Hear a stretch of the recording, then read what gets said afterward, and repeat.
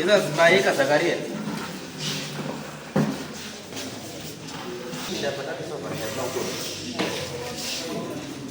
Ya maika mpango kwa mdeo. Wajifanya wana hakuna sawa mdeo. Wasukuru. Kama maika hakuna sawa mdeo. Wana kwa sasa mdeo. Ya mupinde hii. Ila pinde kanzi. Uma berarti tidak bawa tahu. Tapi demo ko. Baba wasukuru. Baba wasukuru. Saya baba tu dia agak bersama. Kita tahu yang lain ya apa. Okay. So story ni baba wasukuru.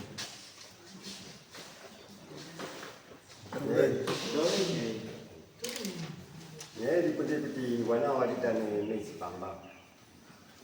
Aku tu wanita ni utura matemu. Upanya macho, utura babimba kana makurusa, utukira wanu makurusa.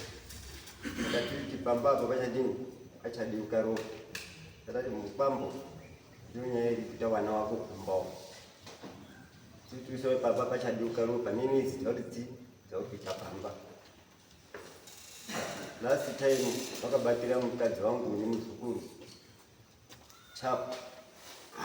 Wakatema mawili.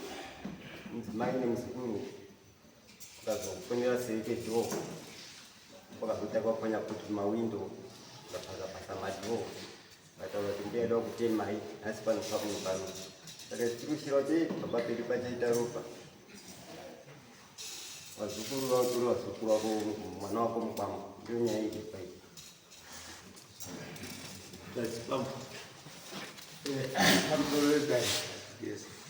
Sabade muChiuno.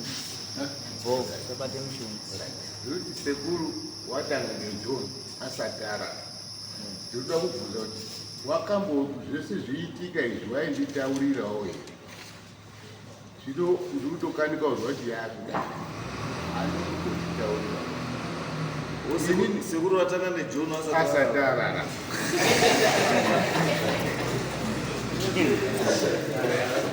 Ini ndanditata wana yakwawapa upati ndakatowapa stage ko ndaigara namai wavo ini ndakatotama ndane mwezi ndakatotama ndikawasira wana ivo vamupa pamai wavo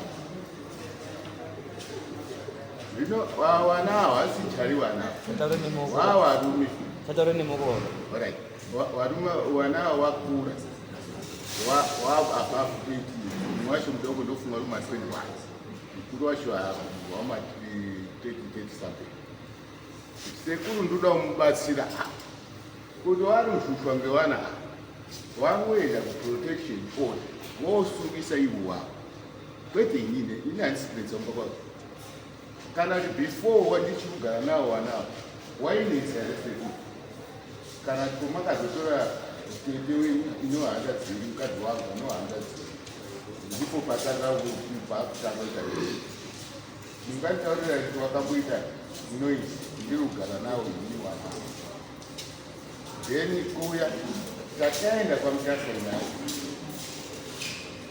ichitokerwa uku yakanzi sekuru chezvagadzirisa usataure nemoko muri kunongedza mudhari handisi kunongedza so ini muri kuti dambudziko imimi sekuru ngaapedze kana da kusungisa vanhu ngavasungise kana da kuwadzinga ngawadzinge vadzinga zviri kumba kwavo handisi kuwaramba Waramba kwenda hawaendi. makambotereri Andiona kuenda siku ile. akauya naye Mai wao anda dziambi ndiye akaenda wana.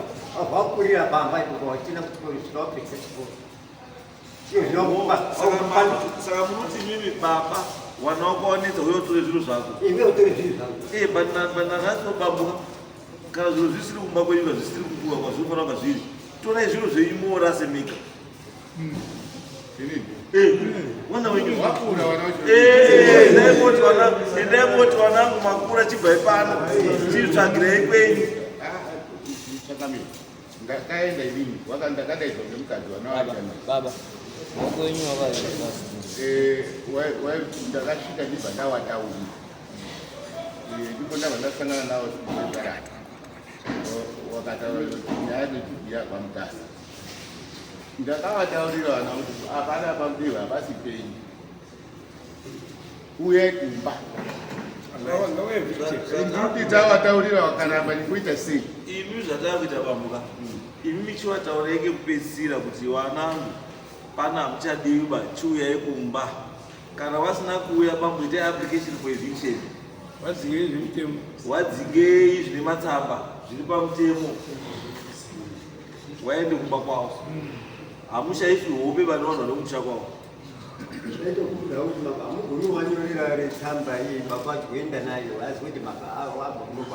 Aiwa, tsamba iyi baba wacho ndinoti ndobva kudaro kuva ndasunga mandisungisa azibva ipano wakaramba ndosaka chigamaita mutemo mumapurisa kuti akabva kwamambo mambo akati vanhu ngavaendai kuti aplike mopiwa chiyapo munozopiwa kana waramba makupiwa judgment yekuti vanhu ngavaende kuchakwa kwavo munoshandisa judgment iyo kuti application for eviction order uko wouya message wakoti wodzingwa uruti wake muchakamuka kungwenda mambo wenu